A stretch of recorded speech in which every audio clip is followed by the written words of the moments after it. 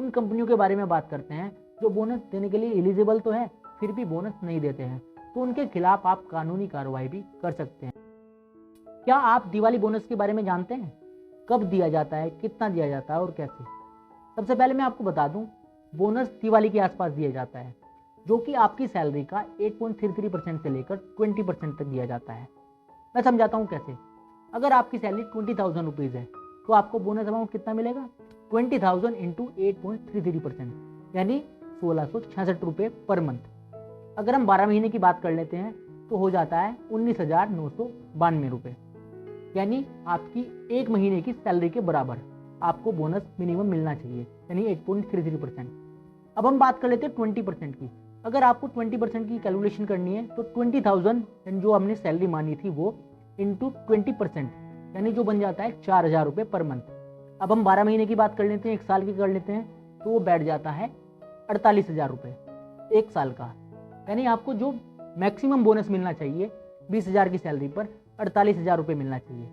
अब मुझे बताएं किन लोगों को इतना बोनस मिला है, वो कमेंट सेक्शन में ज़रूर बताएं। अब हम बात कर लेते हैं बोनस एलिजिबिलिटी की। किन लोगों को बोनस मिलना चाहिए? जिन एम्प्लॉय की सैलरी बेसिक प्लस टीए 21,000 से कम है उन लोगों को बोनस दिया जाता है, और जिन्होंने 30 या 30 दिन से ज़्यादा काम किया है उन लोगों को भी बोनस दिया जाता है। अब हम बात करते हैं कंपनी की एलिजिबिलिटी की। कौन कंपनी बोनस देने के लिए बाध्य है? जिस कंपनी में 20 या 20 कर्मचारियों से ज़्यादा वर्क करते हैं वो कंपनी बोनस देने के लिए बाध्य है। अब इसमें भी दो कैटेगरी आ जाती हैं। पहली आ जाती है जी, जिस कंपनी का कार्यकाल 5 साल से कम हो, मतलब जो कंपनी इस्टेब्लिशमेंट से लेकर अब तक उसे 5 साल कंप्लीट नहीं हुए हैं, उसके लिए बताता हूँ।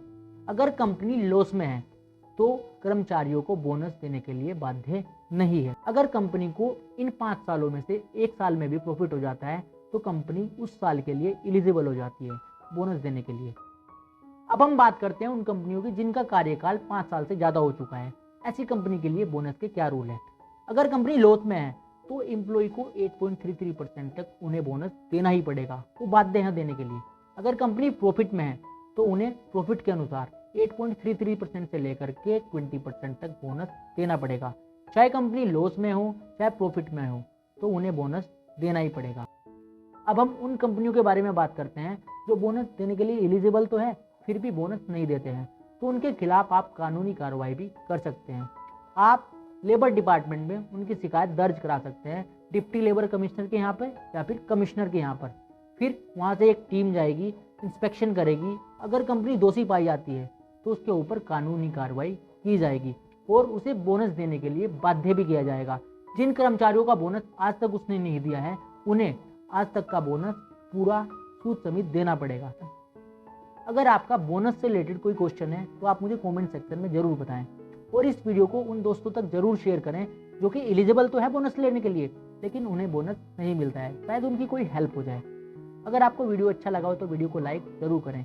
इसी तरह की इन्फॉर्मेटिव वीडियोज़ के लिए आप मेरे चैनल को सब्सक्राइब ज़रूर करें। नमस्कार।